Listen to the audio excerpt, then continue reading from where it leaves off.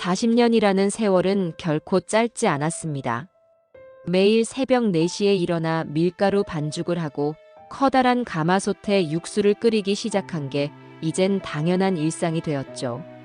처음 식당을 열었을 때 아내와 둘이서 가게 문을 활짝 열던 날의 기분을 아직도 생생히 기억합니다.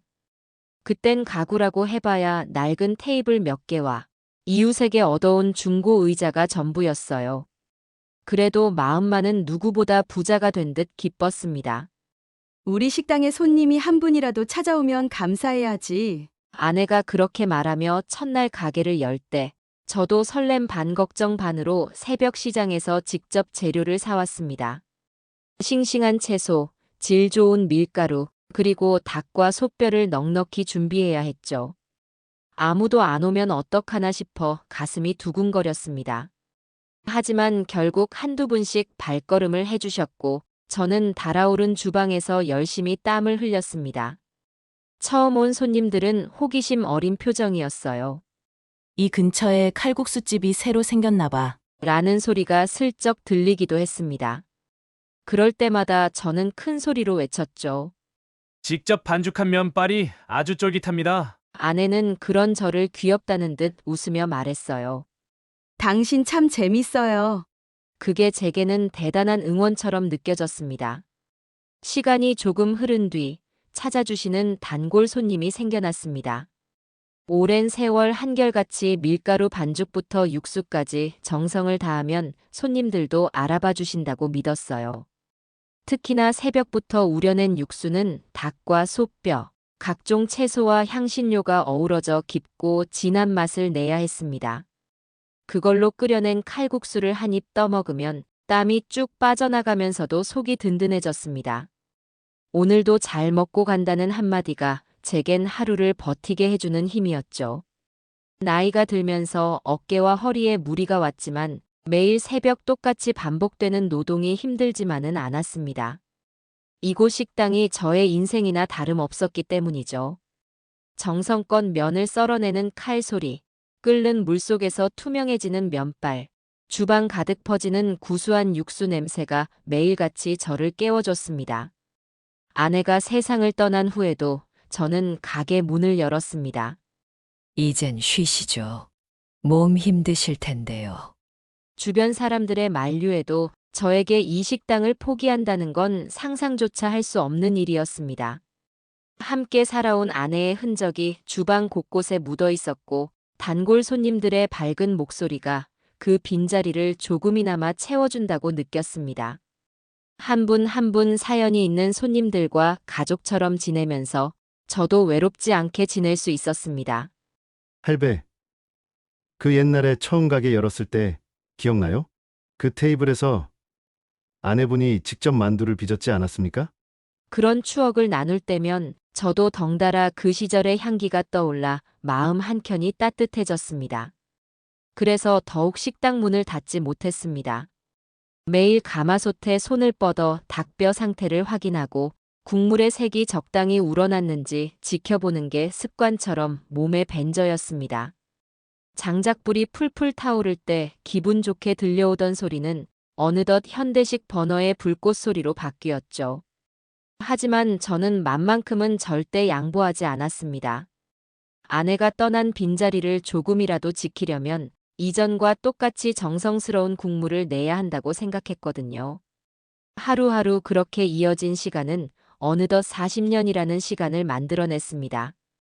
아버지, 제가 사랑하는 여자를 소개해드리고 싶어요. 아들 민석이가 어느 날 말했을 때 저는 한껏 기대에 부풀었습니다. 그 여자는 혜진이라는 이름을 가진 상냥해 보이는 아가씨였어요. 처음 만났을 때 혜진이가 아버님의 칼국수가 정말 맛있다고 들었어요. 라고 말했는데 저는 괜히 가슴이 두근거렸습니다. 진심인지 아닌지는 몰라도 제 칼국수를 먼저 언급해 주는 게 흐뭇했거든요. 이 친구가 우리 민석이를 행복하게 해주면 좋겠다는 생각이 들어 마음이 따뜻해졌습니다. 결혼식은 작지만 예쁘게 치러졌습니다. 잔치에 모인 친척들과 손님들은 묻곤 했죠. 아들 장가 가니 기분이 어떠세요? 아내가 살아있었으면 털 나위 없이 좋았을 텐데요. 저는 씁쓸하면서도 기쁜 마음으로 답했습니다. 하지만 아들 내외가 활짝 웃는 모습을 보니 아내도 천국에서 흐뭇해하고 있으리라 여겨졌습니다. 그날 밤 저는 식구들을 모아놓고 중요한 이야기를 꺼냈습니다. 민서가, 혜진아, 너희에게 할배네 손칼국수를 물려주고 싶다. 이 말에 아들 내외는 동시에 저를 바라봤어요. 정말요? 아버지? 그 소리가 나오기 무섭게 제 마음은 쏟아낼 듯 뿌듯함으로 가득해졌습니다. 내가 평생 지켜온 식당이지만 너희가 열심히 해준다면 더 큰 가게로 키울 수도 있지 않겠니? 아버님, 최선을 다할게요. 그 모습에 저는 이 친구 참 착하구나라는 생각이 들어 마음이 편안해졌습니다. 결혼 후에도 몇 번씩 가게에 들러 주방 일을 도와주는 것처럼 보여서 저는 그래, 이 아이가 언젠가 우리 가게를 멋지게 이끌어갈 거라고 기대했죠. 실제로 한두 번은 이른 아침에 와서 반죽하는 걸 흥미롭게 지켜보기도 했습니다. 며느리가 있어서 든든하네라고 생각한 적도 있었어요. 하지만 시간이 흐르면서 조금씩 이상한 기운이 감지되기 시작했습니다. 아들 민석과 혜진이 가게로 나오는 시간이 점차 늦어졌고 문을 열어야 하는 아침 시간에 맞춰 준비하는 게 쉽지 않아 보였어요. 처음엔 새댁이니 적응 기간이 필요하지라며 대수롭지 않게 넘겼습니다. 그러다 어느 날은 가게가 바쁜 오후 시간에 혜진이 휴대전화를 만지작거리며 무표정한 얼굴로 주문을 받는 모습을 보고 조금 당황했죠. 단골 손님들은 동네 사람들과 농담도 주고받고 음식을 통해 정을 나누는 걸 좋아하는데 혜진이 그런 분위기를 어렵게 만드는 듯 보였습니다. 그래도 가족이니만큼 큰 소리를 치거나 지적하지 않고 조용히 이야기를 건네곤 했습니다. 요즘 힘들면 조금씩 천천히 해도 좋다. 이런 식으로 말하며 다독여줬지만 혜진의 태도는 한결같지 않았습니다. 아, 네. 웃어주면서도 짧게 답하고 다시 무표정해지는 모습이 거슬렸죠. 그러나 애써 스스로를 달래며 시간이 해결해 줄 거라고 생각했습니다. 그러던 어느 날 혜진이 손님들과 직접 대화하는 걸 살짝 지켜봤는데 왠지 냉랭하게 들리는 말투가 신경 쓰였어요. 제가 본 바로는 손님이 오늘도 맛있겠지요. 라고 웃으며 말을 건넸는데 혜진은 대충 대답하더군요. 네, 뭐. 순간 마음이 답답해졌지만 혹시라도 저만의 착각인가 싶어 말을 아꼈습니다. 아들 민석에게도 며느리 좀 다정하게 손님 대하도록 부탁해보라고 은근히 전했는데 아들은 피곤한 표정으로 말했죠. 알겠습니다. 그 이후로도 크게 달라진 게 없어 보였습니다. 그때까지만 해도 이 문제가 그렇게 커질 줄은 몰랐습니다. 저는 그저 젊은 사람들에게는 요즘 생활 패턴이 다르니 언젠가 적응하겠지 정도로 여겼어요. 가끔 저녁에 아들 부부가 식당 마감도 돕고 문 닫고 정리도 함께하며 웃고 떠드는 모습도 봤으니 크게 걱정하지 않았습니다. 단지 먼 훗날 제가 식당을 완전히 물려주고 은퇴를 한다면 아들 부부가 이곳을 잘 이끌어가 줄 수 있을까 하는 고민이 생겨났을 뿐입니다. 하지만 그 불안이 현실로 나타나기 시작하는 데까지 오래 걸리지 않았습니다. 어느 날 저는 병원에 검진을 받으러 갔다가 생각보다 시간이 늦어졌습니다. 평소 같으면 새벽에 후다닥 다녀와도 점심 장사를 준비하는데 큰 지장이 없는데 그날은 여러 검사를 한꺼번에 받느라 오후 가까이 돼서야 식당에 도착했죠. 문을 열자마자 이상한 냄새가 코를 톡 쏘았습니다. 평소 제가 익숙하게 맡았던 닭뼈와 채소가 어우러진 구수한 향이 아니라 뭔가 자극적이고 MSG 냄새가 나는 듯 했어요. 이게 무슨 냄새지? 저는 주방으로 뛰어갔습니다. 거기서 목격한 장면은 충격 그 자체였습니다. 며느리 혜진이 제 비밀 육수를 끓이는 냄비에 분말 스프를 쏟아붓고 있었어요. 아버님, 이렇게 하면 더 빨리 되고 맛도 비슷해요. 누가 알겠어요? 그 말이 제 귀에 들어오자마자 머리가 하얗게 변했습니다. 40년 동안 단 한 번도 타협하지 않았던 육수에 그런 인스턴트 스프를 넣어 맛을 내려 한다는 사실이 믿기지 않았습니다. 저는 한참 동안 아무 말도 못했습니다. 숨을 고르며 애써 분노를 누르려고 했지만 가슴이 쿵쿵 뛰었어요. 이게 정말 말이 되는 건가 싶어 혀를 깨물었고 겨우겨우 마음을 진정시킨 뒤 늦은 밤에 아들과 혜진을 불렀죠. 주방 한쪽에 앉혀놓고 제 눈앞에서 본 광경을 조심스레 꺼냈습니다. 그러면서 단호하게 말했어요. 우리 칼국수의 핵심은 바로 육수다. 이게 가게의 자존심이고 손님들도 그 맛을 알아주신다. 이 두 마디를 하고 나니 새삼스럽게 제 목소리가 떨리는 게 느껴졌습니다. 아들 민석은 수긍하는 듯 고개를 끄덕였고 혜진도 말했어요.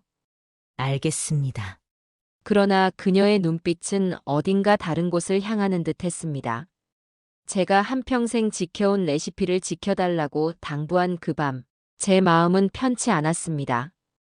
그래도 젊은 며느리의 첫 실수라 생각하고 크게 화내지 않고 넘어가기로 했어요. 이번 일은 그냥 내가 한 번은 이해해주겠지만 다음부턴 이러지 말아라. 이런 식으로 이야기했습니다. 아들은 저를 한 번 쓱 쳐다보더니 무겁게 고개를 숙였죠. 그래도 가족이니까 언젠가는 제 진심을 이해해 주리라 믿었습니다. 하지만 그날 이후 제 마음 한편에는 이상한 그림자가 드리워졌습니다. 새벽에 식당 문을 열고 주방으로 들어갈 때마다 혹시 또 분말 스프를 쓰지는 않을까 하는 불안이 엄습했어요. 오랜 세월 지켜온 방식이 깨져버리는 걸 목도했으니 그 충격이 쉽게 사라지지 않았습니다. 그래서 더욱 육수 재료를 꼼꼼히 확인하고 혜진이 주방에 들어올 때는 무심코 시선을 보내게 됐죠. 정작 아들 민석은 중간에서 어떻게 해야 할지 몰라 묘하게 눈치를 보는 듯 했어요. 그래도 저는 제 방식대로 뚝심을 지켜야 한다고 다짐했습니다. 손님들이 역시 할배네는 변함없어요라고 말해줄 때 느끼는 뿌듯함. 그것이 제가 살아가는 이유이자 기쁨이었으니까요. 새벽 공기가 차가워도 육수가 우러나는 순간 주방 안은 따뜻함으로 가득 찹니다. 저는 그 온기를 지키고 싶었고 단 한 번의 실수로 인해 쌓아온 노력을 놓을 생각이 없었어요. 그러니 더 힘을 내서 가게를 돌보겠노라 결심했습니다. 아들도 분명 이 가게의 가치를 알고 있을 텐데 며느리에게 휘둘리는 것 같아 안쓰러웠습니다. 그러나 제가 너무 강하게 말하면 집안에 분란이 생길까봐 한 발 뒤로 물러서고 싶기도 했어요. 가족과 함께 운영하는 식당이니만큼 서로 존중하고 이해해야 한다고 믿었거든요. 하지만 그런 고민이 제 머릿속을 무겁게 짓눌렀고 매일 새벽 반죽할 때마다 마음 한편이 저릿해졌습니다. 내가 가게를 물려준다는 게 쉬운 일이 아니었구나라고 새삼 깨달았습니다. 그 후로 며칠은 별다른 사고 없이 지나갔습니다. 마치 제가 조심스레 경고한 뒤 혜진이 한동안은 잠잠해진 느낌도 들었어요. 하지만 식당 운영이라는 게 언제나 늘 같은 템포로 돌아가지는 않죠. 점심 장사가 몰리는 날이면 주방에 구슬땀이 흐르고 전화 주문까지 겹쳐 정신이 없기도 합니다. 그럴 때마다 저는 오래된 방식대로 반죽을 더 치대고 육수는 떨어질까봐 수시로 확인하면서 아슬아슬하게 버텼습니다. 가끔씩 혜진과 아들이 나름대로 주방을 도우려 했지만 예전과 달라진 일습이 눈에 띄었어요. 며느리는 손님에게 친절을 베풀기보다 원가 절감이나 빠른 조리를 더 신경 쓰는 듯 했습니다. 아들은 그 사이에서 우물쭈물했죠. 하지만 저도 큰 소리를 내지 않고 한 발씩 양보해서 갈등을 줄이려 애썼습니다. 가족이니만큼 대화로 풀어갈 수 있으리라 믿었는데 제 기대가 점차 흔들리기 시작했습니다. 왜냐하면 작은 균열이 생기면 그걸 봉합하지 않은 채 두면 점점 커지는 법이기 때문이죠. 분말 스프를 사용하는 걸 제가 딱 한 번 본 게 아니라면 어쩌면 이 일은 계속되고 있을 수도 있겠다 싶었습니다. 그 생각이 들자 저는 밤에도 잠이 쉽게 오지 않아 주방 한 구석에서 땀을 식히며 혼자 앉아 있었습니다. 옛날에 아내와 함께 식당을 꾸려가던 시절이 그리워지기도 했어요. 하지만 이미 결혼한 아들과 며느리를 제가 어떻게 해야 할지 쉽사리 떠오르지 않았습니다. 그럼에도 불구하고 가족이니까 이해해야 한다는 마음이 더 컸던 제 모습이 때론 답답하게 느껴졌습니다. 전통과 가치를 지켜야 한다는 고집과 현대적인 방식을 어느 정도 수용해야 한다는 현실감이 충돌하는 중이었죠. 하지만 제게 칼국수의 맛은 곧 제 인생이었습니다. 눈 깜짝할 새 바꿔치기 할 수 있는 것이 아니라고 굳게 믿었습니다. 그래서 더 늦기 전에 이 문제를 제대로 짚고 넘어가야 한다고 결심했습니다. 결국 저는 아들과 혜진에게 다시 한번 강조했습니다. 여기 육수는 하루아침에 뚝딱 만들어지는 게 아니야. 오랜 시간과 정성이 녹아 있어야 이 맛이 나오는 거다. 가능하면 분말 같은 건 쓰지 말아라. 우리 가게는 그렇게 값싼 맛으로 승부하는 곳이 아니니까. 그날 밤 저는 창문 너머로 식당 간판을 오래도록 바라봤습니다. 할벤의 손칼국수라는 이름을 아끼고 가게를 키워온 그 세월이 허물어질까 두려웠습니다. 하지만 아직 포기하긴 이르다고 생각했습니다. 아들에게도 며느리에게도 한 번 더 기회를 주고 싶었죠. 그러나 제 바람과 달리 이 일은 단순히 한 번의 실수로 끝나지 않았습니다. 그 사실을 깨닫기까지 오래 걸리지 않았고 이후로도 제 마음을 무겁게 하는 일들이 차례로 펼쳐지게 되었습니다. 그때까지만 해도 저는 어차피 가족이니까 함께 성장할 기회가 있을 거라고 믿었습니다. 하지만 세상 일은 마음만으로 풀리지 않을 때가 더 많지 않습니까? 저도 그걸 알면서도 쉽게 단념하진 못했어요. 어쩌면 이번 일이 모든 갈등의 시작이었는지도 모릅니다. 얼마 지나지 않아 가게에서 이상한 낌새가 스멀스멀 느껴지기 시작했습니다. 오랫동안 저를 믿고 찾아주던 단골 손님들이 하나둘씩 미간을 찌푸리는 모습을 보이더군요. 30년 넘게 식당을 다니셨던 김 여사님이 어느 날 할배 요즘 맛이 좀 변한 것 같아. 라고 말씀하셨을 때 가슴이 덜컥 내려앉았습니다. 같은 시기에 자주 오시던 박 선생님도 육수가 전이랑 달라진 것 같은데? 라며 의아해 하셨습니다. 제가 직접 끓인 육수에는 변함이 없다고 여겼지만 손님들의 말씀이라면 분명 뭔가 달라진 게 있었겠죠. 저는 주방으로 달려가 재료와 솥을 살펴봤습니다. 하지만 겉보기엔 문제가 없는 듯 보였고 다들 같은 방식으로 요리를 준비하고 있었습니다. 설마 했는데 의심의 불씨가 사그라지지 않아 그날 밤 혼자 남아 국물을 한 숟갈 떠먹었죠. 어느 순간 혀끝에 낯선 짠맛이 느껴졌고 미묘하게 텁텁한 뒷맛도 맴돌았습니다. 뭔가 이상하군. 이런 말이 저절로 나오더군요. 분명 전과 다른 맛이었지만 어디가 어떻게 달라진 건지 선뜻 짚기 어려웠습니다. 오랜 세월 쌓아온 제 감각이 경고음을 울리고 있었으니 그냥 넘어갈 일은 아니라고 판단했어요. 다음 날 아들 민석과 며느리 혜진이 올 때까지 식당 구석자리에 앉아 기다렸습니다. 그러다가 평소처럼 분주해지는 점심시간, 저는 몰래 혜진의 행동을 유심히 지켜보기로 했습니다. 그 이유는 예전의 분말 스프 사건이 떠올랐기 때문이었죠. 틈이 날 때마다 혜진이 손님 없는 틈을 타 주방 한 구석에 가서 뭔가를 뒤적이는 모습이 보였습니다. 제가 자세히 들여다보려고 하면 그녀는 슬쩍 몸을 틀거나 시선을 피했어요. 이쯤 되니 의심이 커져 더 깊이 파고들지 않을 수 없었습니다. 일부러 바쁜 척하며 국수를 썰다가 살금살금 주방 뒤편으로 돌아가 혜진이 하는 일을 확인하려 했죠. 그러다 정말 눈을 믿을 수 없는 광경을 보고 말았습니다. 혜진이 제가 미리 만들어둔 육수에 물을 붓고 있었습니다. 자세히 보니 그 물은 단순히 끓인 물이 아니라 차가운 수돗물에 불과해 보였어요. 게다가 값싼 조미료 가루를 슬쩍 뿌려 넣는 모습까지 선명히 보였습니다. 아이고, 이렇게 하면 원가가 절약되잖아요. 누가 알겠어요? 그 순간 들린 혜진의 낮은 목소리에 저는 뒷목이 저릿할 정도의 충격을 받았습니다. 채소도 신선한 것 대신에 냉동 제품으로 바꾸는 광경을 목격했을 때 숨이 막혀 말을 잇지 못했습니다.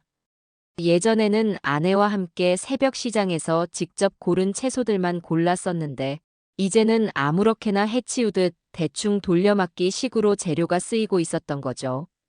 정말 오래된 단골 손님들이 왜 맛이 변했다고 했는지 이제야 확실히 이해가 됐습니다. 속이 뒤집히는 기분에 어쩐지 입안이 텁텁해지면서 식은땀이 났어요. 하지만 바로 달려가 따질 수도 없었습니다. 그 순간 식당에 손님이 밀려와 분주한 상황이라 가게 전체가 시끌벅적했어요. 아들 민석도 정신없어 보였고 손님들은 주문을 재촉하듯 소리치고 있었습니다. 저는 어떻게든 애써 그 자리를 숨죽여 지켜보다가 한숨을 깊이 내쉬었습니다. 이런 식으로 가면 안 되는데라는 생각만 가득했어요. 그렇다고 장사 중에 큰 소리를 내며 문제를 일으키고 싶지는 않았습니다. 한편 가슴이 찢어지는 듯 아팠습니다. 이 식당이 제 전부였는데 어쩌다가 돈 몇 푼 아끼려는 목적으로 이런 변질이 일어났을까요? 아내와 함께 지켜온 전통과 정성이 이렇게 쉽게 무너지는 걸 눈앞에서 봐야 한다니 참담했습니다. 하지만 혜진은 전혀 거리낌이 없어 보였고 스스로를 무척 똑똑하게 일하는 중이라 여기는 것 같았어요. 그 모습을 보니 분노와 실망, 그리고 슬픔이 뒤섞여 머리가 복잡해졌습니다. 가게가 마감되고 손님들이 모두 돌아간 늦은 저녁, 저는 텅 빈 식당에 혼자 앉아 있었습니다. 국수가 끓는 소리가 멈춘 주방은 적막했지만 제 귀에는 귀청을 울리는 심장 소리만 크게 들렸어요.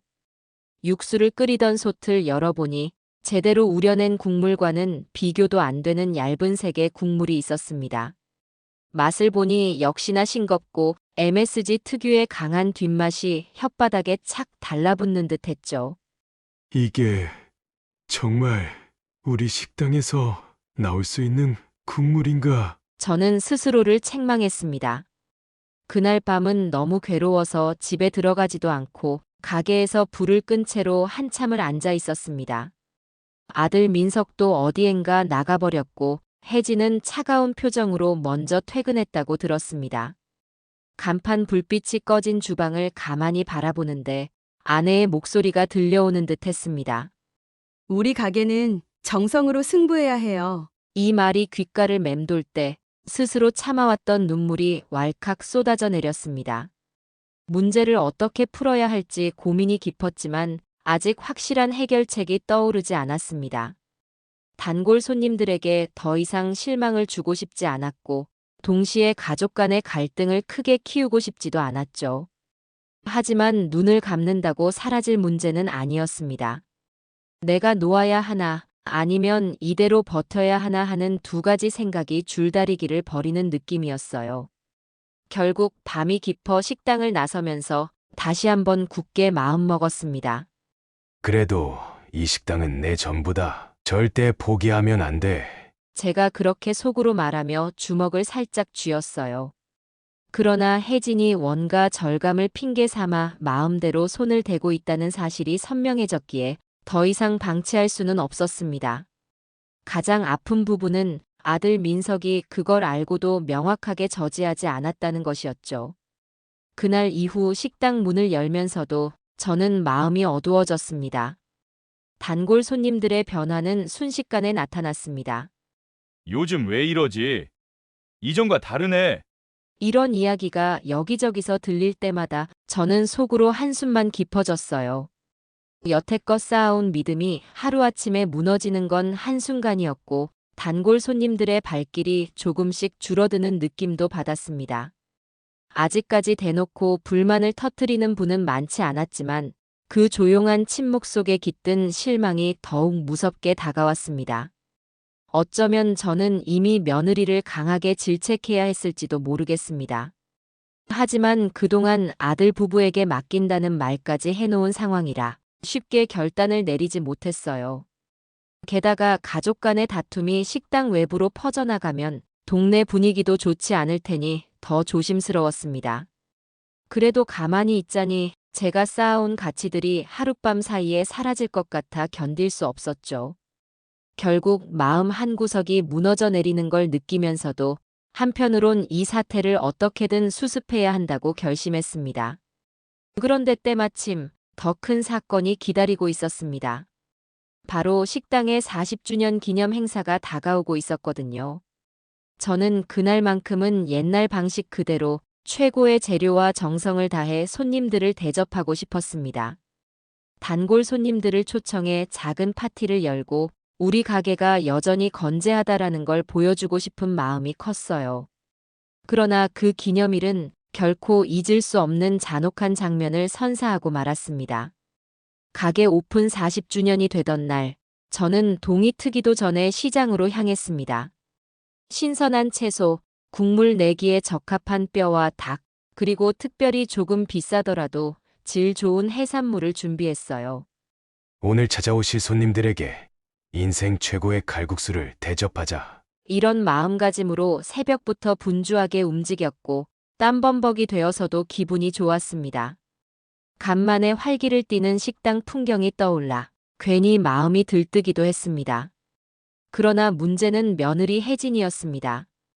행사 당일임에도 불구하고 늦잠을 자다가 한참 뒤에야 식당에 나타났어요.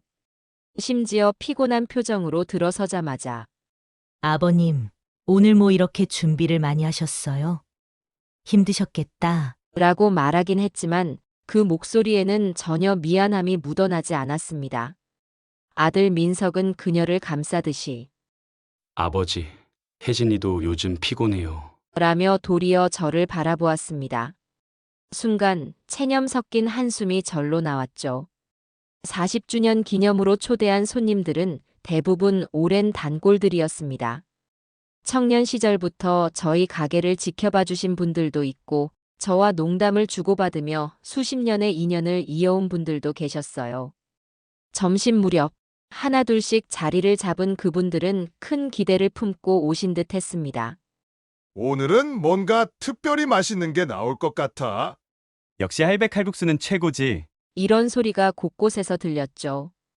그런 반가운 목소리가 제 귀에 닿을 때마다 마음 한편이 뭉클해졌습니다. 저는 아침부터 공들여 준비한 재료들로 국물을 낸 뒤 면발을 열심히 썰어냈습니다. 손님 한 분 한 분에게 따뜻한 한 그릇을 내놓고 싶어 온 힘을 다했어요. 그러나 혜진은 여전히 무표정한 얼굴로 주방과 홀 사이를 오가면서 어딘가 집중을 못하는 듯 보였습니다. 오늘이 얼마나 중요한 날인지 모르나 싶어 속이 탔지만 행사 중에 얼굴을 붉힐 수 없어 꾹 참았습니다. 아들 민석은 조용히 제 뒤를 돕긴 했으나 솔직히 마음은 이미 딴 데 가 있는 듯 했죠. 식사가 본격적으로 시작되자 정말 오래된 지인들이 건배까지 해주셨습니다. 축하한다, 할배. 저도 모처럼 웃으며 말했습니다. 제가 오늘 제대로 대접해드릴 테니 마음껏 드시고 가세요. 분위기가 한껏 무르익으려는 순간 예기치 못한 일이 벌어졌습니다. 동네 유지이자 오랜 단골이신 박 회장님이 갑자기 얼굴을 찌푸리며 수저를 내려놓았어요. 이게 뭐야? 이런 불만 섞인 목소리가 식당 전체에 울려 퍼졌습니다.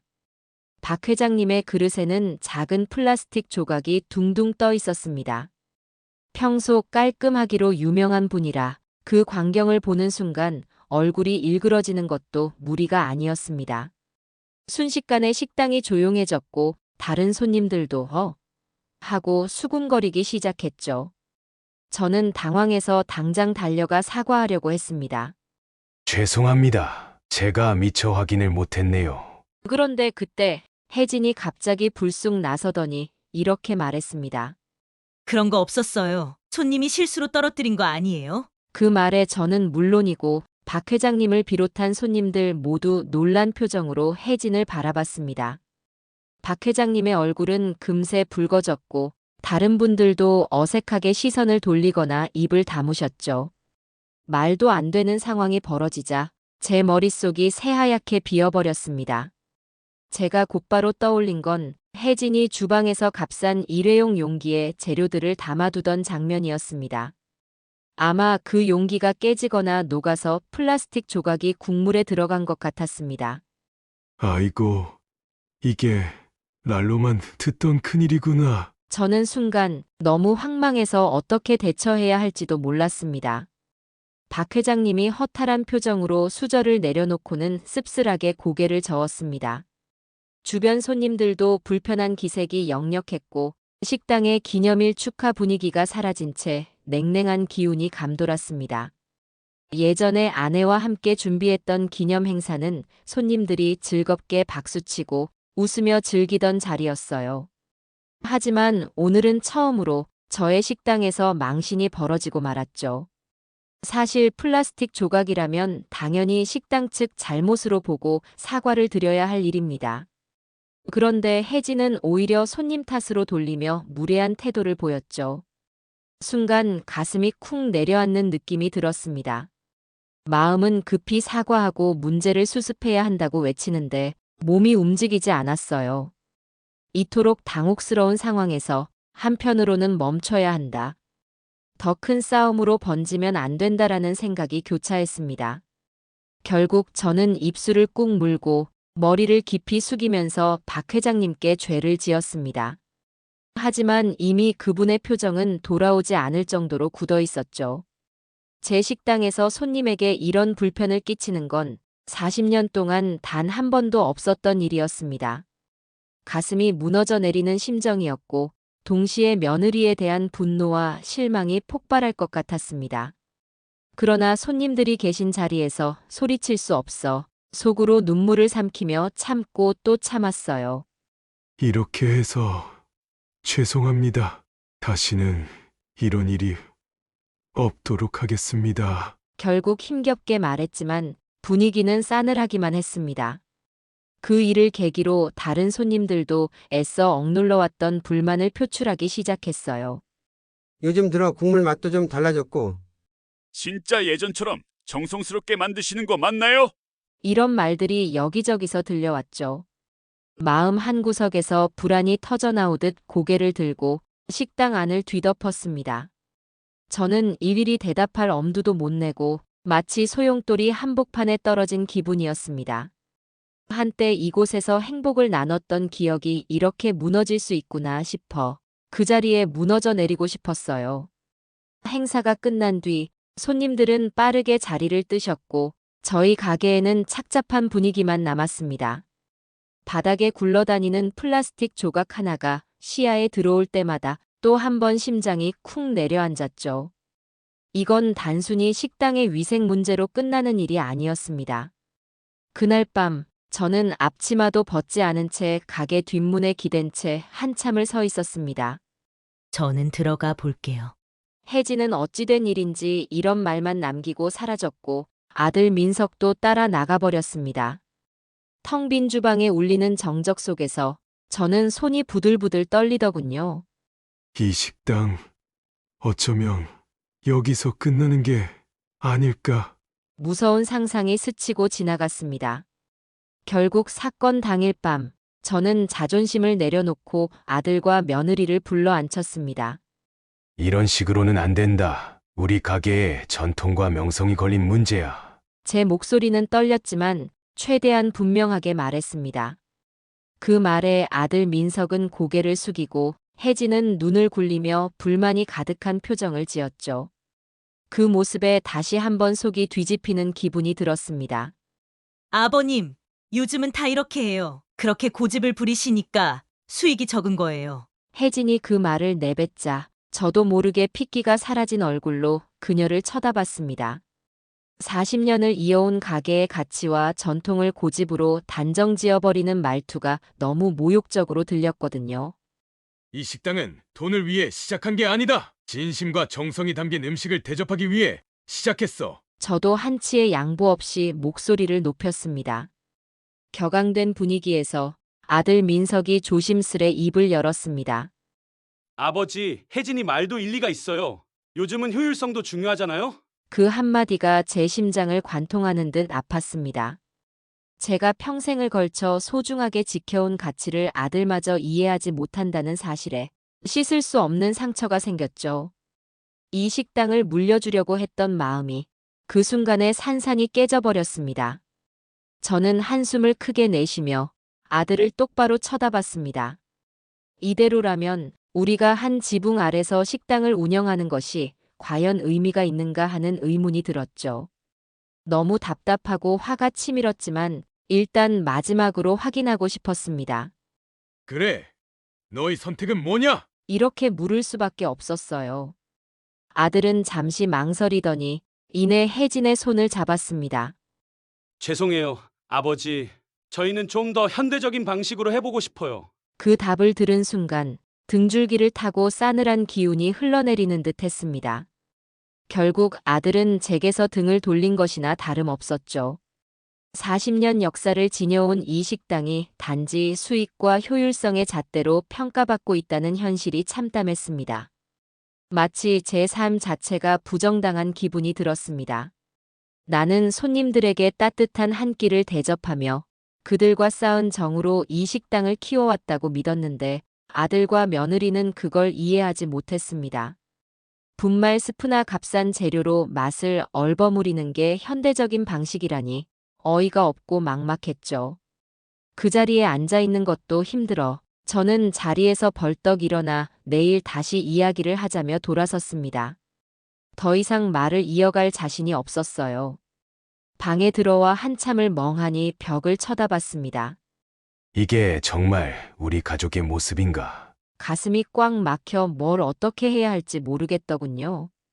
눈을 감으면 아내가 떠오르면서 이럴 땐 당신이 있으면 얼마나 좋을까 하는 생각이 들었습니다. 하지만 이제 홀로 감당해야 할 문제란 걸 다시금 깨달았죠. 그 다음 날 아침, 저는 평소보다 더 일찍 가게 문을 열었습니다. 밤새 뒤척이다 겨우 결정한 것은 식당을 이대로 맡길 수 없다는 것이었죠. 여태껏 쌓아온 정성과 노력이 한순간에 변질되는 걸 더 이상 보고 있을 수는 없었습니다. 그래서 가게 열쇠를 쥔 채로 문 앞에서 잠시 숨을 고르고 있었습니다. 잘못된 길로 가는 걸 방치하면 진짜로 모든 게 끝나버릴 거야. 아들과 며느리는 조금 지나서야 나타났습니다. 혜진은 여전히 그 메뉴판을 들고 있었는데 트렌디 푸드라는 글씨가 대문짝만하게 박혀 있더군요. 어제 밤에도 이 메뉴판을 들고 칼국수 말고도 다른 걸 다양하게 팔면 더 이익이 날 것이라며 설득하려던 모습이 떠올랐습니다. 그 순간 제 안에 묵직하게 깔려있던 생각이 최종 결론으로 다가왔습니다. 이제는 이 식당을 도저히 맡길 수 없겠다는 결단 말입니다. 이 식당은 더 이상 너희에게 맡길 수 없다. 단호한 목소리로 말했더니 아들이 놀란 눈으로 저를 바라봤어요. 아버지, 무슨 말씀이세요? 하지만 저는 굳은 표정으로 고개를 저었습니다. 평소처럼 퉁명스러운 말투가 아니었고 40년 역사를 모두 책임지겠다는 결심의 표현이었습니다. 그날 이후로 가게 안에는 살얼음판 같은 기운이 감돌았습니다. 저도 더 이상은 못하겠어요. 혜진은 대놓고 뒤돌아섰고 아들 민성 역시 제 결정을 받아들이지 못한 채 집을 나가버리기도 했습니다. 저는 그걸 보며 마치 제가 모든 걸 망친 듯한 기분에 휩싸였죠. 그러나 이미 되돌릴 수 없는 길을 왔고 또 되돌리기엔 너무 많은 것들이 달라져 있었습니다. 결국 식당을 어떻게든 제 손으로 마무리해야 하리라 마음먹었습니다. 그날 밤 저는 하나도 불을 켜지 않은 식당 안에서 오래도록 멍하니 서 있었습니다. 어둠 속에서 익숙하게 느껴졌던 주방과 의자, 테이블들이 왠지 낯설어 보이더군요. 바닥 여기저기에 떨어진 면가루 자국이 어슴풀에 빛나며 한 시절이 끝나버렸다는 씁쓸함을 자아냈습니다. 아들이 집을 나간 뒤로 텅 빈 가게는 더욱 조용했는데 가끔씩 밖에서 부는 바람 소리만 희미하게 들렸습니다. 내가 잘못한 걸까? 아니면 이 길이 결국 정답이었던 걸까? 머릿속이 수백 가지 생각으로 뒤얽혀 답을 구하기 힘들었습니다. 이제 와서 가게 문을 다시 열어 모든 걸 되돌린다 한들 아들과 며느리가 진심으로 제 뜻을 받아들일 리도 없을 것 같았습니다. 더군다나 한평생을 쏟아부은 식당이 물질적인 효율로만 평가받는 모습이 너무 아팠지요. 그렇다고 계속 유지하다가는 제가 지켜온 가치가 송두리째 망가질지도 모른다는 불안이 뼛속까지 파고들었습니다. 결국 이대로 놔두면 더 큰 상처만 남으리라는 깨달음에 남은 것은 스스로 끝내자라는 결심뿐이었어요. 마지막으로 주방 한 구석에서 아내가 쓰던 반죽통을 조심스럽게 들어올렸습니다. 이미 갈라지고 긁힌 자국이 몇 번이나 수선된 흔적을 보여줬는데 마치 제 마음처럼 여기저기 상처가 나 있었습니다. 이 앞치마와 칼, 그리고 반죽통만이라도 지켜야지. 그 생각을 하며 반죽통을 헝겊으로 덮고 가만히 쓰다듬었어요. 아마도 나중에 다시 국수를 만들게 될 날이 온다면 이곳에서의 기억이 고스란히 되살아날 거라 믿었습니다. 하지만 지금은 당장 식당을 접어야 한다는 결정 외엔 달리 방법이 없었죠. 저는 허탈한 숨을 내쉬고 가게 문에 걸린 간판을 바라봤습니다. 할벤의 송칼국수라는 글씨가 어두운 골목에 파묻혀 흐릿하게만 보였지만 제게는 여전히 평생의 추억이 서려 있었어요. 어쩌면 오늘 밤이 그 추억과 작별하는 마지막 순간일 거라는 예감에 한 걸음도 떼기 어려웠습니다. 다음 날 아침 평소 같으면 새벽같이 일어나 육수를 올릴 시간에 저는 텅 빈 주방 한가운데 서 있었습니다. 온통 어지럽혀진 식당 내부를 둘러보니 문득 이제 정말 끝을 내야 하나 하는 생각이 더 강해졌어요.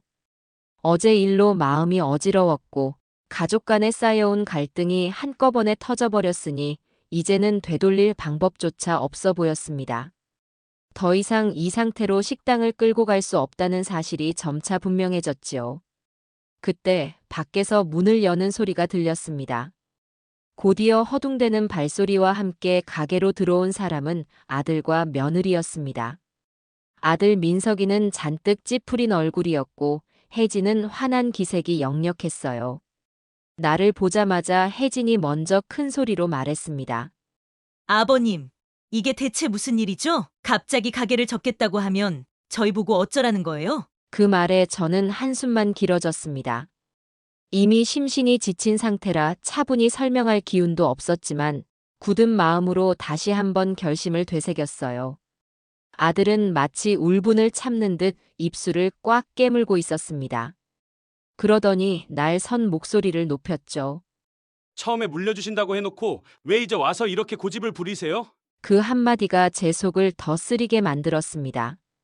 제가 답변하기도 전에 혜진이 따졌어요. 이 식당 우리한테 맡기시겠다고 했잖아요. 그래서 저희 나름대로 개선하고 새로운 메뉴를 준비했는데 이렇게 등 돌리시면 어쩌자는 겁니까? 그녀의 목소리에는 분노와 섭섭함이 뒤섞여 있었지만 저는 차마 그 감정을 받아줄 수가 없었습니다. 개선이라니! 내가 본 건 분말 스프와 냉동 재료였어. 그게 내가 지키려 한 가치를 살리는 방식이었나? 몇 초간 정적이 흘렀고 식당 안에는 서로의 숨소리만 묵직하게 들렸습니다. 저는 겨우 입술을 축이고 건조한 목소리로 말했죠. 민서가, 혜진아, 내가 지켜온 가치를 망치고 원가 절감만 외치는 걸 새로운 방식이라고 부르는 건 잘못이야. 이 가게는 진심과 정성을 담아 사람들을 대접하기 위해 지켜온 곳이다. 그 말을 듣자 아들은 억울함을 터뜨렸습니다. 아버지, 저희가 뭘 그리 잘못했나요? 분말 스프나 냉동 재료 쓴다고 갑자기 맛이 반쪽이 되는 것도 아니고 요즘 다 그렇게 하잖아요. 이전보다는 이익이 더 날 수도 있고요. 아들의 그 말이 제 가슴에 비수가 되어 꽂혔습니다. 제가 가장 듣고 싶지 않았던 이 식당의 전통은 낡은 방식이라는 뉘앙스가 확 느껴졌으니까요. 그 순간 저도 목소리를 높이지 않을 수 없었습니다. 이 식당은 오랜 시간 쌓아온 신뢰와 정성으로 인정받아온 곳이다. 너 말대로 요즘은 다 그렇게 한다고 해도 적어도 여기서는 그런 식으로 쉽게 타협하고 싶지 않았어. 그걸 너가 이해 못한다면 난 가게를 접는 수밖에 없다. 제 말이 끝나기 무섭게 혜진이 눈을 부릅떴습니다. 대체 왜 그렇게 옛날 방식에 집착하세요? 효율적으로 운영하면 더 잘 될 수도 있잖아요. 다시금 침묵이 흘렀습니다. 저는 더 이상 설명할 기운조차 없어 서서히 몸을 돌려 텅 빈 테이블들을 바라봤어요. 낡은 의자와 테이블, 그 위에 가지런히 놓여있던 수저와 물컵들. 이 식당은 제게 수익보다도 사람들의 따뜻한 미소를 주던 소중한 터전이었는데 지금은 그 의미가 짓밟히고 있다고 느껴졌습니다. 그래서 더는 물려줄 수 없다는 사실에 확신이 들었죠. 아들은 계속 흥분된 어조로 공격해왔습니다. 아버지가 애초에 물려주신다고 해놓고선 갑자기 문 닫겠다고 하시면 저희는 뭐가 됩니까? 주방 설비도 좀 바꾸려고 알아보고 홍보도 하려 했는데 전부 헛수고잖아요. 그 목소리에 담긴 분노는 충분히 이해했습니다. 그렇지만 제가 처음 제안했던 가게를 물려주겠다는 말은 이 식당의 본질을 지켜간다는 전제가 있었을 때만 유효한 약속이었습니다. 하지만 그런 설명을 해봐야 서로 감정만 격앙될 뿐이라는 느낌이 들었습니다. 결국 저는 주방 쪽으로 발걸음을 옮겨 젖은 수건으로 손을 닦으며 낮은 톤으로 말했습니다. 그래. 너희 입장에선 억울할 수도 있다. 하지만 잘 들어라. 내가 꿈꾼 건 분말 스프와 냉동 채소로 맛을 흉내내는 식당이 아니다. 40년을 지켜온 이 칼국수의 맛을 왜 지켜야 하는지 난 그걸 포기할 생각이 없다. 그 말이 채 끝나기도 전에 혜진이 목소리를 높였습니다. 그럼 애초부터 물려주겠다는 말을 하지 말던가요? 효율과 수익을 무시하고 그저 고집만 부리시면 누가 이 식당을 계속 운영하겠습니까? 그 표현에 고집이라는 말이 다시 한번 박히자 저도 울분이 치밀어 올랐습니다. 하지만 더는 말다툼이 의미 없다고 판단했어요. 저는 무겁게 돌아서서 벽 한쪽에 걸린 식당 사진들을 한번 휙 바라봤습니다. 오래된 사진 속엔 아내와 제가 활짝 웃으며 가게를 여는 순간이 담겨 있었습니다. 그 시절을 떠올리자 그 누구도 이 가게의 진정한 의미를 함부로 훼손하면 안 된다는 생각이 확고해졌습니다. 결국 가라앉은 목소리로 최후 통첩하듯 말했습니다. 미안하지만 이 가게는 오늘로 문을 닫는다. 더는 너희에게 물려줄 수도 맡길 수도 없으니 각자 갈 길을 찾거라. 아들은 씁쓸한 표정으로 뒷머리를 극적이더니 말했어요. 말이 안 됩니다, 아버지. 그럼 저희만 바보 되는 거잖아요. 하지만 저는 쓸쓸하게 고개를 가로저으며 답했어요. 언제부터 이 식당을 수익 계산으로만 보게 됐나? 지금 상황에선 내가 이런 결론을 낼 수밖에 없구나. 말을 이어가고 싶었지만 목이 메어 더는 나오지 않았습니다. 그때 혜진이 못 참고 재차 목소리를 높였습니다. 아버님, 이러시면 정말 무책임한 거예요. 우리도 이 식당 잘 되게 해보려고 했는데 왜 그렇게 옛날 방식만 고수하십니까? 결국 아버님이 갈등을 키우고 저희를 나쁜 쪽으로 몰아가는 거잖아요. 그 말에 저는 가슴이 철렁 내려앉았지만 동요하지 않으려 애썼습니다. 그만해라. 나는 너희를 몰아가려는 게 아니라 이 식당을 더 이상 훼손되지 않게 막으려는 거다. 서로 감정이 격해진 채로 한동안 말이 없었습니다. 숨소리만 거칠게 오가던 중 아들은 이죽됐습니다. 결국 아버지는 고집만 부리시고 우리 보고 나가라는 소리군요. 그래, 나가라. 곧 장비랑 테이블 다 정리할 거다. 이제 물려줄 것도 없다. 그 순간 아들과 혜진의 얼굴이 굳어졌습니다. 정말 이럴 거예요? 나중에 후회하지 마세요. 아들은 그런 혜진을 달래려 했지만 이미 그녀는 감정을 주체 못하는 상태였어요. 식당 안 공기가 더욱 무거워진 느낌이었습니다. 그래도 저는 흔들리지 않고 짧게 대답했습니다. 후회는 이미 지났어. 지금 당장 문을 닫는 게 마지막 남은 선택이다. 혜진은 마치 더 이상 대화하고 싶지 않다는 듯 가방을 움켜쥐고 말했습니다. 민석 씨, 가요. 아들도 한숨을 길게 쉬더니 허탈한 얼굴로 저를 노려봤습니다. 아버지, 이건 정말 아니라고 봐요. 가업을 물려준다고 희망을 줘놓고 끝까지 이렇게 나오시는 거군요. 그 말이 저를 억눌렀지만 이미 결정한 이상 돌이킬 수 없었습니다. 그래, 너가 뭐라고 하든 난 후회 안 한다. 결국 둘은 가게 문을 쾅 닫고 나가버렸고 식당 안에는 정적이 감돌았습니다. 땅에 주저앉아 곤두박질치는 마음을 붙잡으려 애썼지만 쉽지 않았습니다. 너무나 씁쓸한 상황이었죠. 그럼에도 불구하고 스스로를 다독였습니다. 어쩔 수 없다. 이렇게라도 안 하면 내 평생 쌓아온 가치를 잃어버릴 것 같았어. 가게 구석에 놓인 칼이 눈에 들어오자 결국 이것만은 내가 지켜야지라는 생각이 다시 들었습니다. 한참을 멍하니 앉아 있다가 저는 주변에 어지럽힌 물건들을 치우기 시작했습니다. 식탁보를 걷어내고 의자를 구석으로 몰아서 쌓아두며 천천히 땀을 흘렸습니다. 창문 틈새로 바람이 들어왔지만 마음의 열기는 쉽게 가라앉지 않았어요. 어느새 밖에서 비바람 소리가 요란하게 들려왔고 식당 안은 더욱 쓸쓸해 보였습니다. 이 식당을 사랑했던 손님들의 웃음소리가 아련하게 귓전을 맴돌았죠. 잠시 뒤 문득 아내가 떠오르며 가슴이 울컥했습니다. 이렇게 끝나는 게 맞을까? 다른 길은 없었을까? 수많은 질문이 머리를 어지럽혔지만 이미 아들과 며느리와의 대립은 극단에 이르렀습니다. 상처가 깊어질 대로 깊어진 지금 식당을 더 끌고 간다고 해서 좋아질 거라는 기대도 없었죠. 손님들에게도 계속 거짓된 맛을 보여줄 수는 없으니 제가 직접 마침표를 찍어야 한다고 생각했습니다. 현실은 참혹했지만 마음 한켠에는 묘한 해방감도 있었습니다. 이제 돈과 효율성에 대해 씨름하지 않아도 되니 최소한 제 자신만은 지켜낼 수 있으리란 희망이 섰어요. 그러나 한편으론 아들 부부를 이렇게 내보내야 한다는 사실이 너무 괴로웠습니다. 내 가족인데 왜 대화가 안 통할까? 그 씁쓸함에 가슴이 죄어오면서도 이것이 결국 제 마지막 선택이었습니다. 의자들을 정리한 뒤 주방문을 여니 가마솥이 텅 비어 있었습니다. 낯설도록 고요한 순간이었죠. 이제 진짜 끝이구나 하고 혼잣말이 흘러나왔습니다. 40년간 지켜온 가게를 포기한다는 결단이 너무 무겁게 느껴져 몸이 한순간 휘청거렸어요. 주방 한 구석에 놓인 반죽 틀이 눈에 들어왔지만 이제는 더 이상 반죽을 치댈 일이 없겠구나 하고 생각하니 서글펐습니다. 정리가 끝나자 마치 이곳이 이미 폐점된 공간처럼 썰렁해 보였습니다. 그래, 이걸로 됐다. 스스로 되뇌며 몸을 일으켰지만 감정의 파도가 또다시 밀려왔죠. 이쯤 되니 저 자신에게조차 내가 잘한 걸까? 아니면 너무 독단적이었나 하는 의문이 일었습니다. 그러나 후회해봤자 돌이킬 수 없음을 알기에 빠르게 몸을 돌려 뒤문으로 나왔습니다.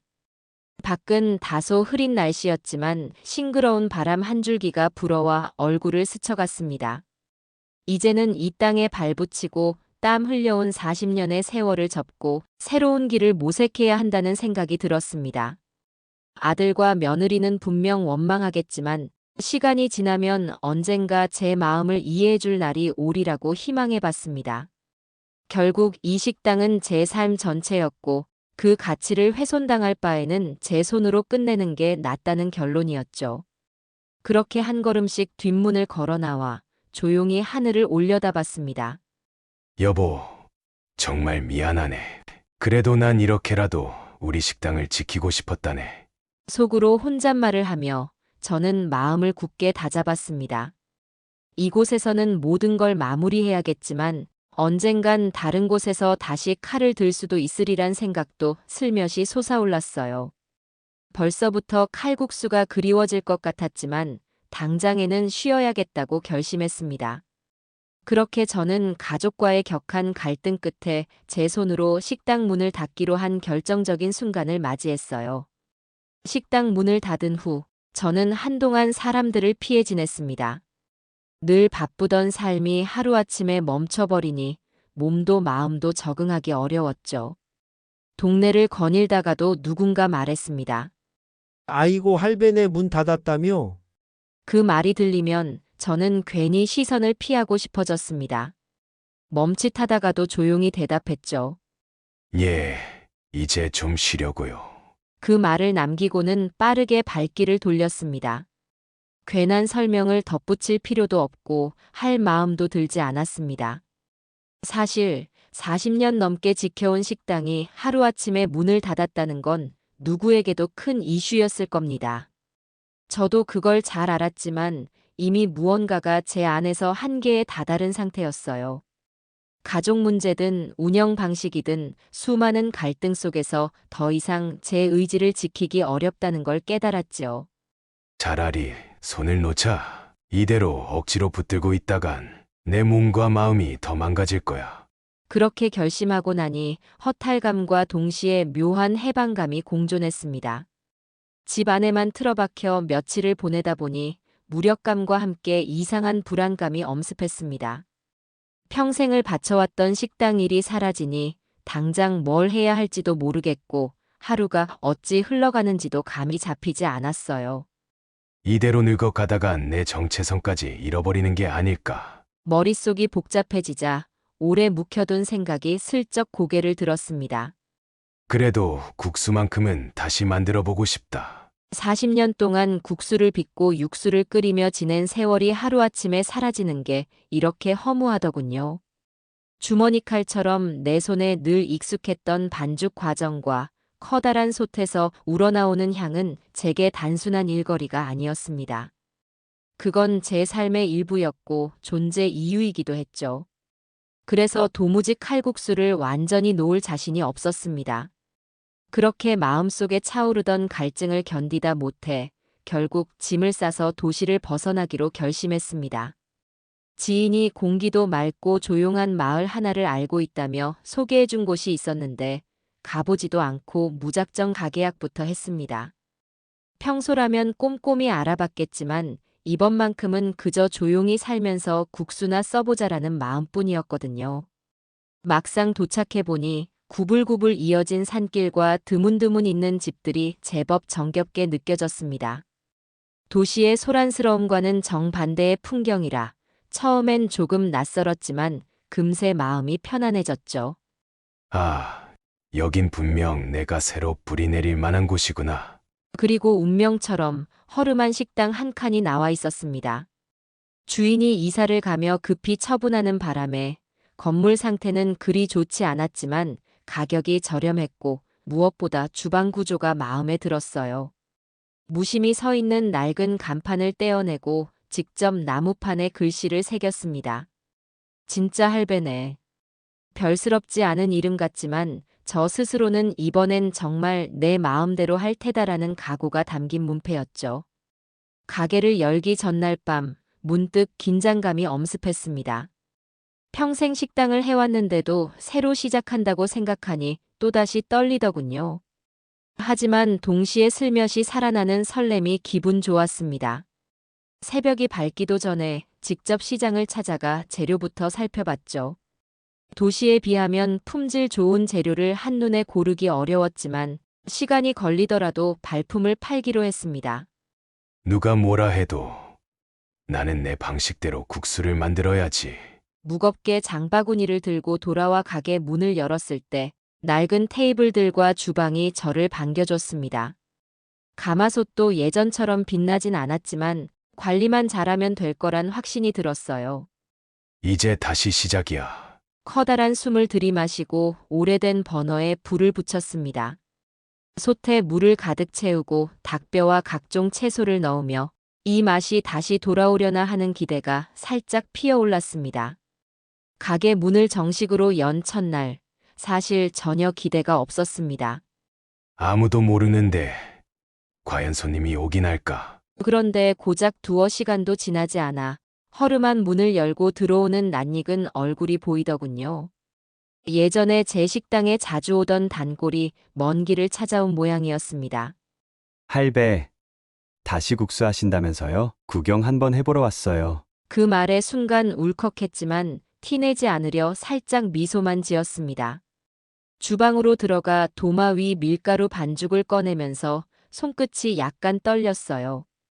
오랜만에 느끼는 그 묘한 두근거림이 반가우면서도 약간 겁이 났습니다.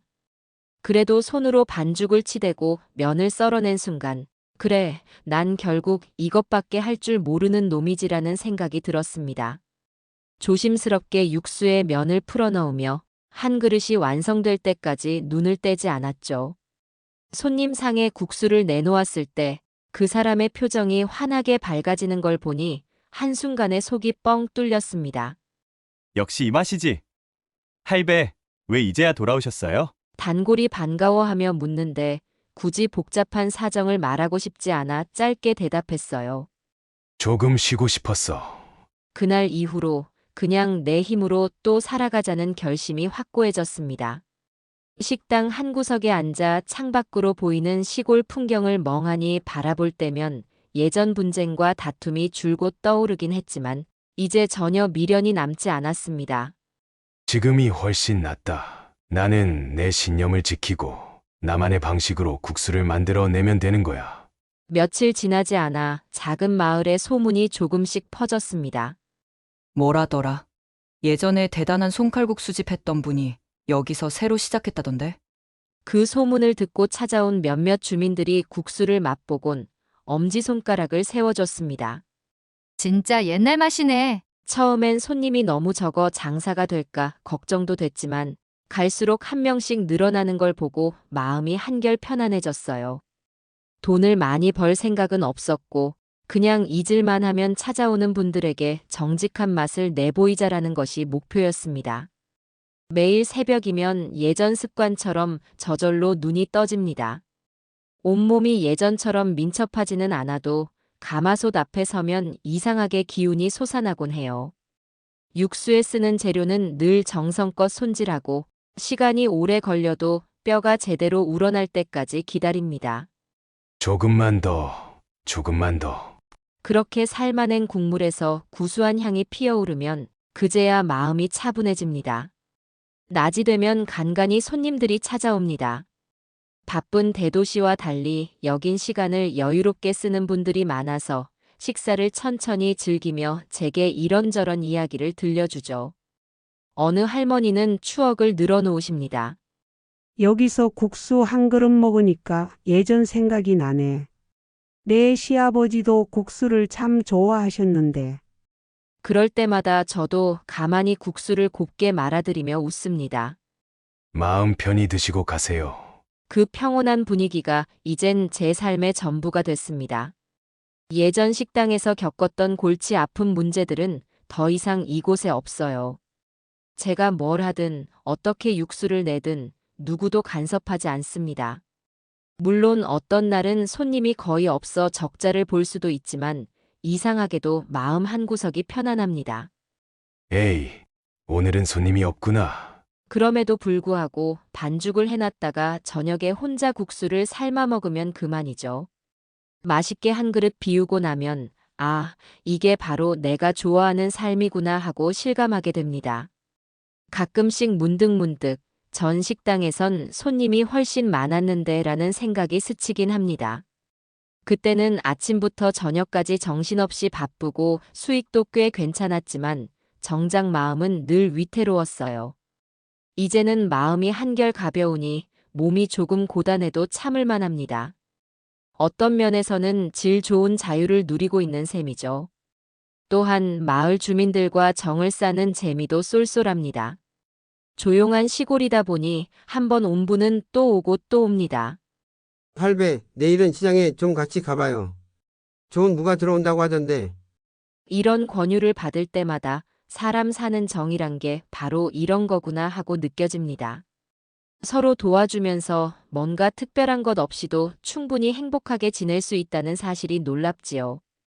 어쩌다 밤에 혼자 가게 불을 끄고 텅 빈 주방을 바라보면 40년 전 처음 식당 문을 열던 날이 떠오릅니다.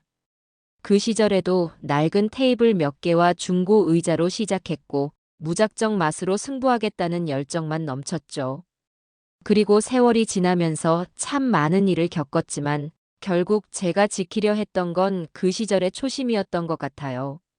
정직한 맛을 내고 손님 한 분 한 분에게 최선을 다하자. 이 작은 마을에서 그렇게 살다 보니 예전보다 훨씬 편안한 표정을 짓고 있는 제 모습을 발견합니다.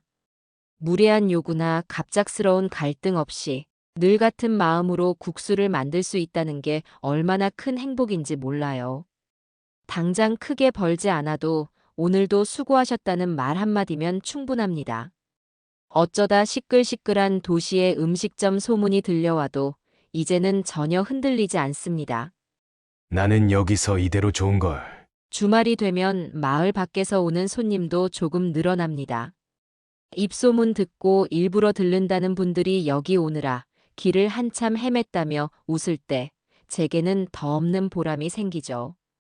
가게가 작아 금세 테이블이 차더라도 사람들은 오래 기다리며 기대해 줍니다. 이제 곧 맛있는 국수를 먹을 수 있겠지. 그 모습이 귀엽고 감사해서 더 열심히 국수를 뽑게 됩니다. 어떤 분은 농담을 하기도 합니다. 사장님, 이 식당 성공하면 또 확장하실 건가요? 하지만 저는 웃으며 고개를 젓습니다.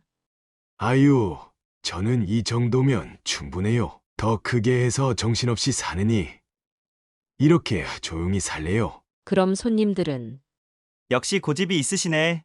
라고 하면서도 뿌듯해 보인다고도 합니다.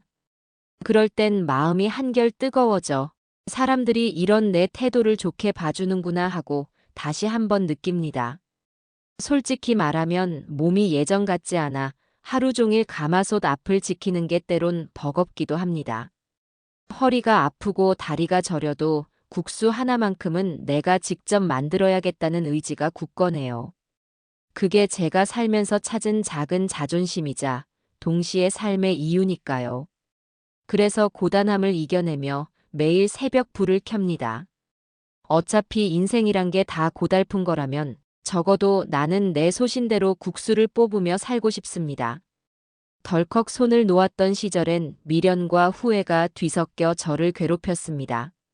그런데 이제 이곳에서 다시 시작하고 나니 잃어버린 것들 대신 내가 하고 싶은 걸 지키며 사는 즐거움이 돌아온 기분입니다.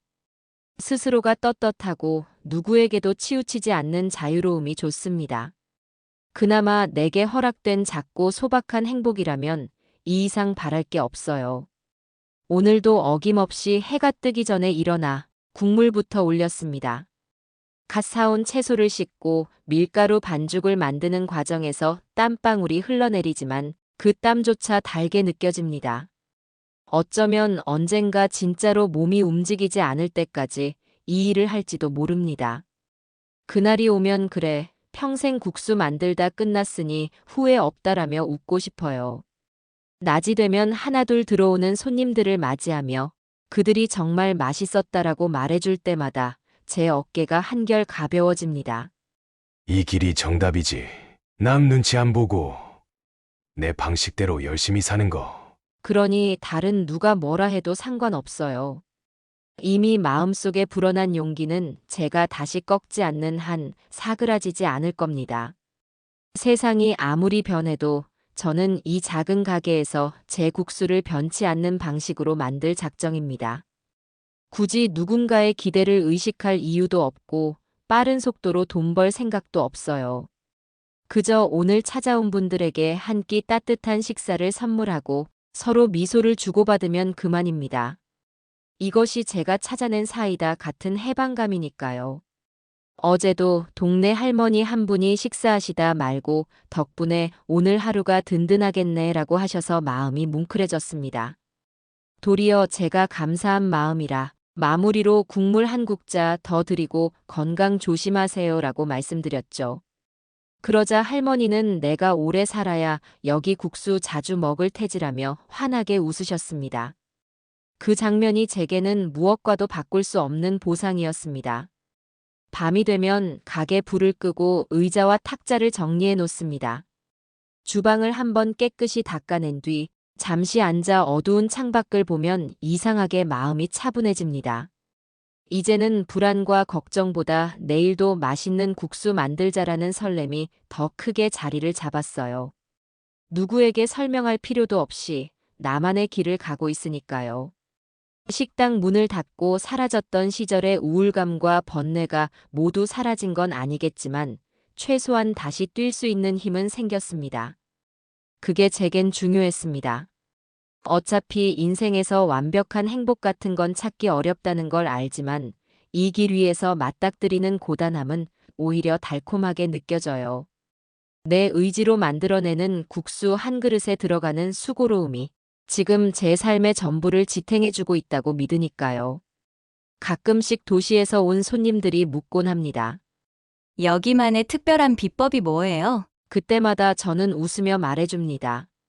딱히 비법 같은 건 없어요. 그저 옛 방식 그대로 정성을 다할 뿐이죠. 그러면 다들 고개를 끄덕이며 수긍하곤 하죠. 아, 그래서 이 맛이 나오는군요. 사람들이 큰 기대 없이 들어왔다가 국수 한 그릇으로 기분 좋게 웃으며 나가는 모습을 보면 좋아. 이게 낮이라는 확신이 더욱 커집니다. 내일도 새벽에 일어나 국물부터 끓이겠지요. 재료 손질하며 주방 바닥에 물을 뿌리고 뜨거워진 가마솥을 만져보며 오늘도 맛이 잘 나려나 하고 중얼거릴 것 같습니다. 그리고 몇 시간이 지나 문을 열면 누군가는 문득 배가 고파 들어와 칼국수 하나만 주세요라고 말할 테고 저는 반갑게 조금만 기다리세요. 금방 내드릴게요라고 답하겠지요. 그 짧은 대화와 맛 한 그릇에 우리가 나눌 수 있는 정이 깃들어 있다고 믿습니다. 그렇게 사는 게 사이다처럼 속이 뻥 뚫리는 느낌입니다. 누구 눈치를 볼 필요 없이 내 식당에서 내가 잘할 수 있는 음식을 만들고 그걸 맛보고 즐거워하는 사람들을 보는 것. 이 이상 뭐가 더 필요할까요? 비록 몸은 조금씩 늙어가더라도 마음은 매일 새롭게 반죽을 치대며 움직이고 있으니 충분합니다. 결국 내가 식당을 닫고 도망치듯 떠나온 이유도 지금 이 순간을 맞이하기 위한 과정이었던 셈이지요. 제 뿌리와 고집을 꿋꿋이 지키면서 더는 흔들리지 않는 삶을 살겠다는 결단이었습니다. 돌이켜보면 그 선택이 없었다면 이 소중한 시골 마을에서 평온하게 국수를 써내는 지금도 없었을 테니까요.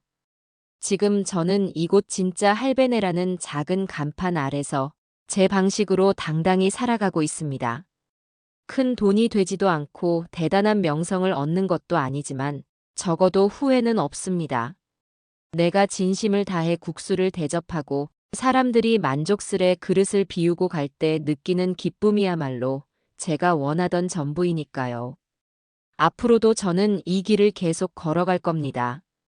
언제든 마음껏 면을 썰고 국수를 고명하며 뽀얀 김이 올라오는 걸 보고 빙그레 웃을 거예요. 그게 제가 찾은 자유이자 행복의 본질이니까요. 이제 더는 미련 없다. 그렇게 말할 수 있을 때까지 전 이 작은 식당에서 새벽을 깨우며 살아갈 생각입니다.